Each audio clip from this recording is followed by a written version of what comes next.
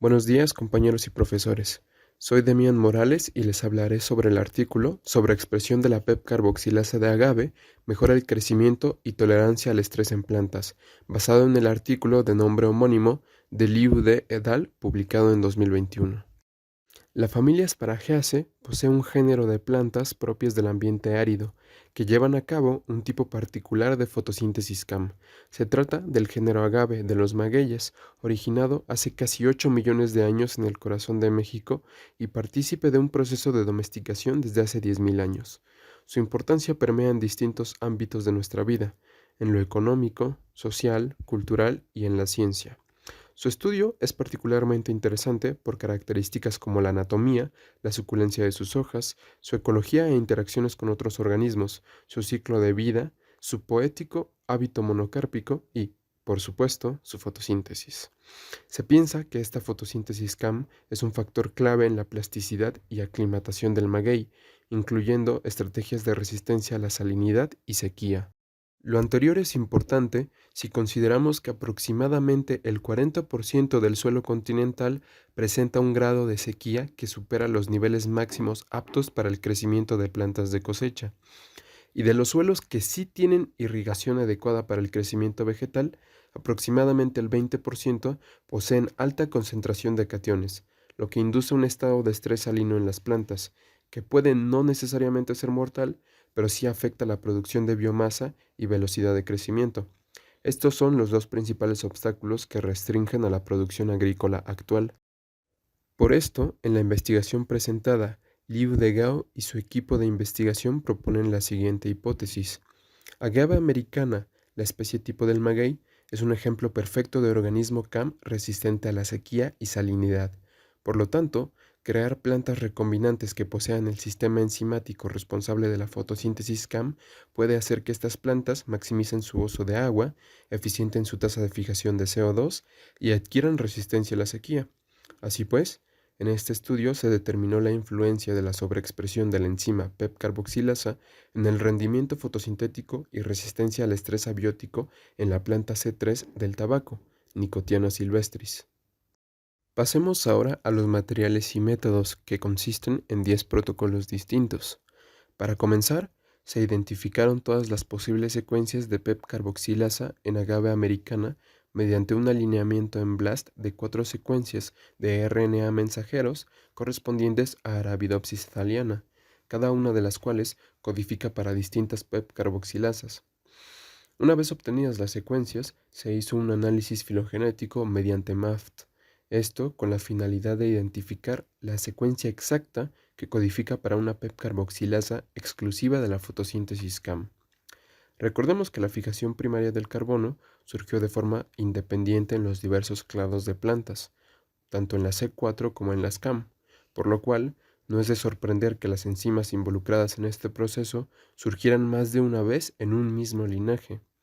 Este es el caso de agave americana, por lo cual fue necesario discriminar entre sus distintas secuencias PEP-C una que fuera exclusiva del metabolismo CAM.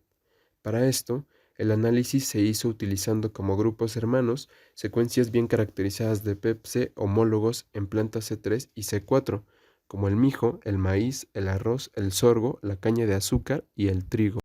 Una vez identificada la secuencia adecuada, se procedió a sintetizar un plásmido para recombinar a Nicotiana silvestris. Este plásmido consistió en el fragmento de 2.943 pares de bases de la secuencia AA-PEPC1, flanqueada por dos epítopes FLAC, además del promotor P35S que induce la transcripción de esta secuencia, el promotor PNOS que induce la transcripción de NPT2, un gen de resistencia a canamicina, y sus respectivos terminadores, así como un origen de replicación. Posteriormente se transformó la cepa GV3101 de Agrobacterium tumefaciens con los plásmidos mediante el método Freeze-Thaw. Para la transformación de las plantas de tabaco se utilizó la variedad TW136. Para esto se suspendieron células embrionarias de Nicotiana silvestris en un medio hidropónico con Agrobacterium tumefaciens para efectuar la transformación. Después se les agregó medio Murashige Cook con 2 mg sobre litro de 2,4 ácido diclorofenoxiacético, 30 mg sobre litro de acetosiringona, higromicina y ácido abscísico en distintas etapas del crecimiento. El riego fue diario con una solución de cloruro de sodio 200 milimolar. Cuando las plántulas estuvieron establecidas, se determinó la transformación mediante la resistencia a canamicina en la generación T1, donde las plantas transgénicas eran heterózigas. Finalmente, se reprodujeron las plantas para obtener T2 y T3, generaciones en las que se obtuvieron organismos homózigos para el gen de interés que codifica la PEP carboxilasa. Para cuantificar la tasa fotosintética tanto de las plantas transgénicas como las silvestres, se hizo un análisis de intercambio gaseoso en las hojas maduras de 4 plantas por duplicado, con un sistema de fotosíntesis portátil Li 6400. Las condiciones de estas mediciones fueron una concentración de CO2 en el aire de 400 micromolar sobre molar, con una humedad relativa de 58%, una temperatura de incubación de 28 grados centígrados, un flujo de aire de 500 micromolar sobre segundo y una densidad de flujo fotónico de 1500 micromoles sobre metro cuadrado por segundo. Para un análisis en la concentración de malato, glucosa y prolina, se tomaron muestras de hojas maduras congeladas en nitrógeno líquido a menos 80 grados centígrados que se trituraron para formar un fino polvo y se analizó por métodos espectrofotométricos asociados a enzimas. Por su parte, el análisis de isótopos del carbono requirió el secado de hojas una semana a 50 grados centígrados y formar un polvo que se encapsuló y mandó al laboratorio de isótopos estables en la Universidad de Davis, California, para su análisis. Posteriormente se hizo un análisis de tolerancia al estrés por sequía y salinidad. Para esto, el riego con solución salina a 200 milimolar fue alterado y retenido con el paso de los días hasta apreciar un efecto casi mortal en plantas silvestres. Entonces, se llevó a cabo un tratamiento de recuperación al reanudar el riego. Al final de cada tratamiento se secaron los organismos durante 48 horas a 80 grados centígrados y se pesó su masa seca. También se analizó la expresión de genes relacionados a la vía de Hatch-Slack. Se aisló el RNA presente en las hojas de plantas transgénicas y silvestres. Posteriormente fue retrotranscrito y el DNA complementario resultante se usó como base para una PCR en tiempo real. Es importante mencionar que los oligonucleótidos usados en esta PCR amplifican secuencias específicas de genes relacionados al metabolismo CAM. Para hacer una cuantificación de la expresión se usó el método CT. Finalmente, los análisis estadísticos pertinentes, correspondientes a los últimos 4 experimentos, se hicieron utilizando ANOVA de una vía y pruebas post-hoc de Tukey, con un p-value significativo menor de 0.05 y menor de 0.01. Ahora pasaremos con los resultados y la discusión de los experimentos antes descritos, y para economizar un poco el tiempo, en esta sección se describirán uno por uno los resultados de los experimentos e inmediatamente después será la interpretación de los mismos, de manera que las conclusiones vayan estableciéndose a medida que avancemos con cada resultado. Como primer resultado tenemos el alineamiento de secuencias mediante el BLAST. Se obtuvieron 21 secuencias de mRNA codificantes de PEP carboxilasa, incluyendo una presente en bacterias. Después, como ya se mencionó, se condujo un análisis filogenético entre estas 21 secuencias de PEP-C de agave americana y secuencias codificantes de PEP-C en otras plantas, tanto C3 y C4 como CAM. El resultado de este análisis se aprecia en la figura que vemos, cuya información está distribuida en 3 columnas.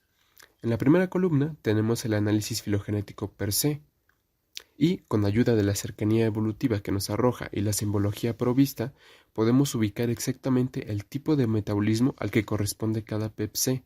En este caso, AAM080248 codifica para una PEP carboxilasa exclusivamente CAM.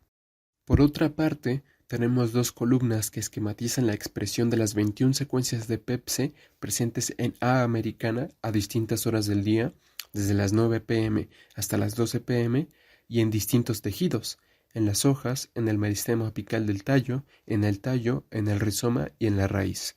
Esta expresión está dada en valores arbitrarios para cada columna. En la columna central, mientras más azul esté la casilla, significa que la expresión es menor, y si su color es rojizo, su expresión es mayor. En el caso de la última columna, estos valores se dan de la misma forma, solo que con verde para menor expresión y rojo para mayor.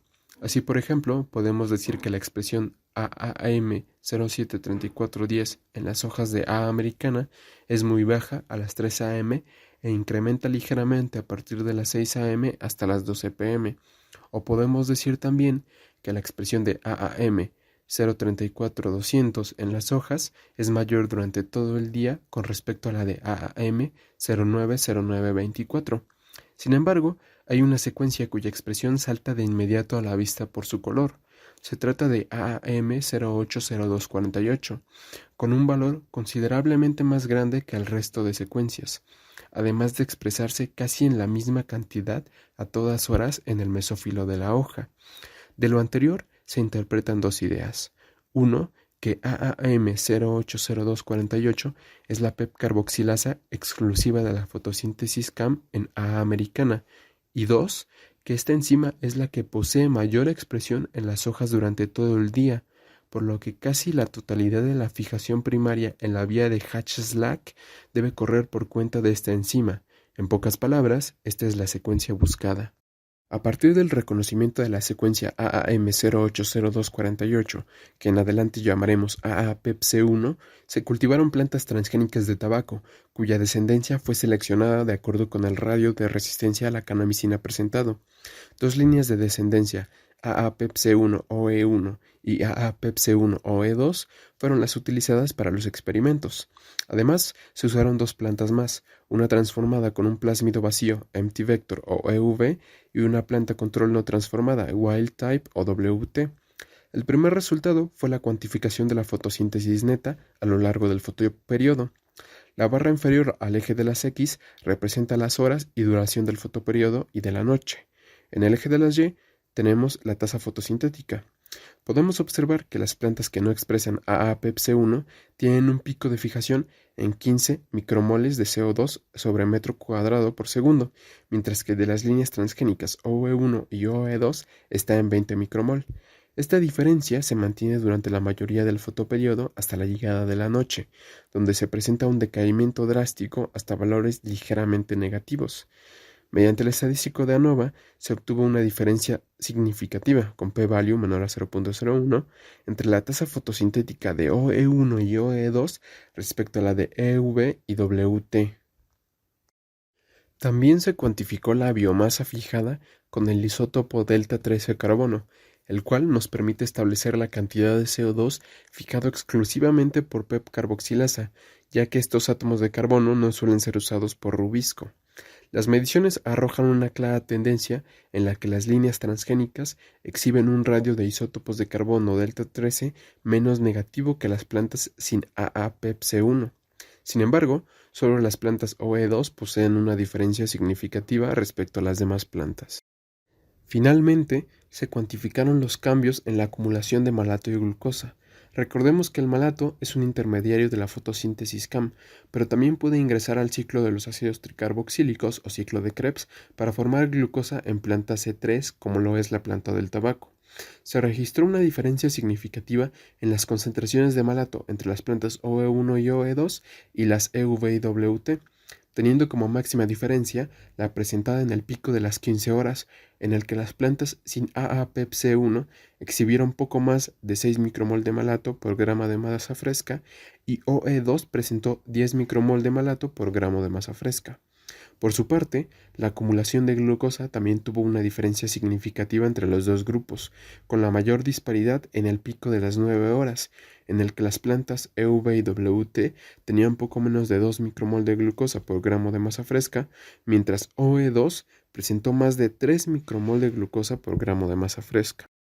De los anteriores 4 resultados, podemos interpretar que la fotosíntesis neta y los intermediarios de esta, como son la glucosa y el malato, tienen un incremento significativo en las plantas transgénicas que expresan AAPepC1, por lo que podemos concluir que el proceso fotosintético se ve potenciado por la acción de esta PEP carboxilasa. Pasando al siguiente estudio, correspondiente a la expresión de genes relacionados a la vía de Hatch-Slack, se usó una PCR en tiempo real. Los genes estudiados fueron NSYCA, que codifica para la anhidrasa carbónica, NSY-MDH, que codifica para la malato deshidrogenasa, NSY-ALMT, que codifica para el transportador de malato activado por aluminio, encargado de difundir a través del tonoplasto al malato, NSY-TDT, que codifica para el transportador dicarboxílico del tonoplasto, encargado de sacar al ácido málico de la vacuola, y NSY-ME, que codifica la enzima málica. Para cuantificar la expresión de los genes, se tomó como valor referente 1 a la expresión que tuvo cada gen en la planta wild type durante el primer registro, a las 3 horas. La expresión de NSY-CA, la cual tiene mayor actividad durante la noche, se vio incrementada en 25% durante su máximo en OE1 y OE2. La de NSY-MDH, que también tiene actividad nocturna, se vio incrementada en casi 50% entre empty vector y OE2. En cuanto a NSY-ALMT, tenemos una diferencia muy acentuada.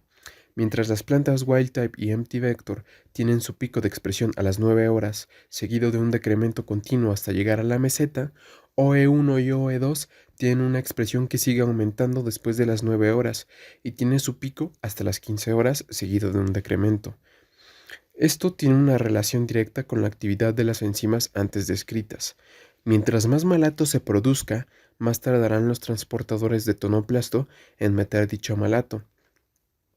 Así pues, esta proteína debe seguir expresándose hasta que todo el malato haya ingresado. De ahí el desfase en los picos de expresión. El gen NSY-TDT también tiene una expresión diferencial, siendo de 30% en OE2 con respecto a wild type. Por último, la expresión de NSY-ME tuvo un incremento de casi el 100% en el momento de mayor diferencia, pero en el pico de 15 horas la diferencia no fue tan acentuada.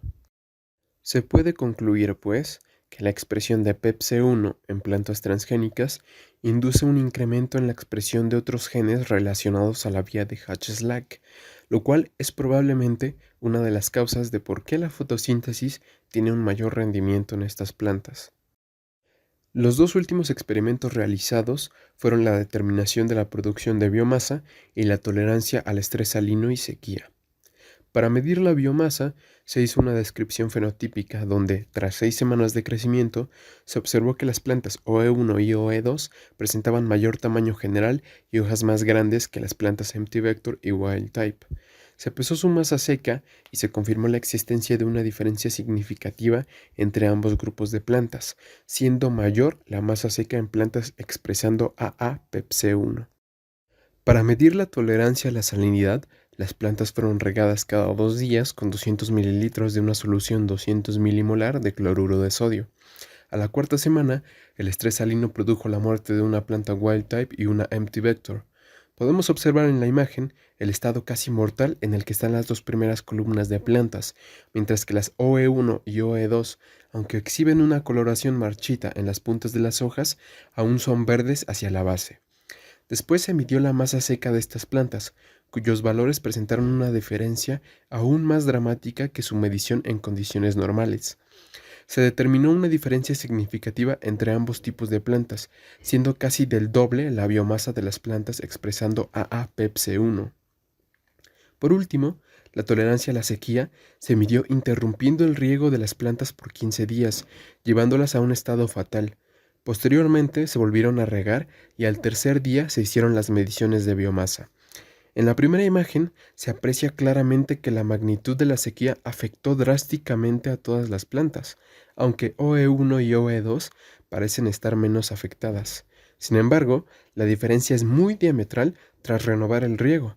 Las plantas empty vector y wild type parecen no recobrarse o hacerlo muy lentamente, mientras que las OE1 y OE2 han reverdecido casi por completo, mostrando una recuperación prodigiosa. La cuantificación de la masa seca también da cuenta de esto, encontrándose una diferencia significativa entre ambos grupos.